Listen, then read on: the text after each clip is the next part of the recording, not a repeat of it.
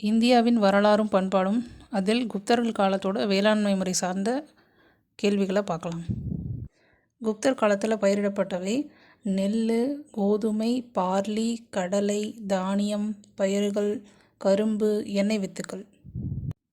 அரசர் தான் நிலத்தோட ஒரே உரிமையாளர். அதுக்கு நிலமானியங்கள்லாம் கொடுப்பாங்க. ஆனால் அதோட உரிமையை தான் மட்டும்தான் வச்சுக்குவார், அந்த நிலத்தோட உரிமையை. அதை பற்றி சொல்கிற செப்பேடு என்ன அப்படின்னு பார்த்தோன்னா பஹார்பூர் செப்பேடு. அரசர் தான் நிலத்தின் ஒரே உரிமையாளர் அப்படின்னும், அதோட தனி உரிமையை தானே வச்சுக்கிட்டார் அப்படின்னும் சொல்லக்கூடிய செப்பேடு தான் பஹார்பூர் செப்பேடு.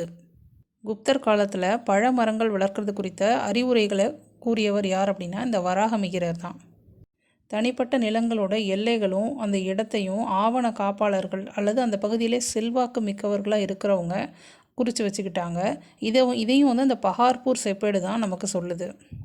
மாவட்டத்தோட நிலப்பரிமாற்றம் தொடர்பான எல்லா ஆவணங்களையும் பாதுகாத்தவர் யார் அப்படின்னா உஸ்தபாலா அப்படிங்கிற ஒரு அதிகாரி.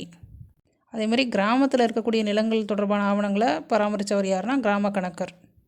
ஸோ உஸ்தபாலானா யார், கிராம கணக்கர்னா யார், இவங்களை பற்றிலாம் சொல்கிற செப்பேடு எது?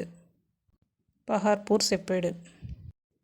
குப்தர் காலத்து நிலங்களோட வகைப்பாடுகள் ஆல்ரெடி நமக்கு டிஎன்பிஎஸ்சி எக்ஸாமில் கேட்டிருக்காங்க. மேட்ச் த ஃபாலோயிங்கில் ஷேத்ரா அப்படிங்கிறது பயிரிடக்கூடிய நிலம், வேளாண் நிலம் எப்படி வேணால் சொல்லலாம், அதான் ஷேத்ரா. கிலா அப்படிங்கிறது தரிசு நிலம். அப்ரஹதா அல்லது அப்ரகதா என்பது காடு அல்லது காட்டு நிலங்கள், தரிசு நிலம் அப்படின்னு சொல்லலாம், அதான் அப்ரஹதா. வாஸ்தி அல்லது வஸ்தின்னு கொடுத்துருப்பாங்க, குடியிருக்க தகுந்த நிலம், அதாவது வசிப்பிடம் ஞாபகம் இருக்கலாம். வாஸ்தினா வசிப்பிடம், குடியிருக்க தகுந்த நிலம்.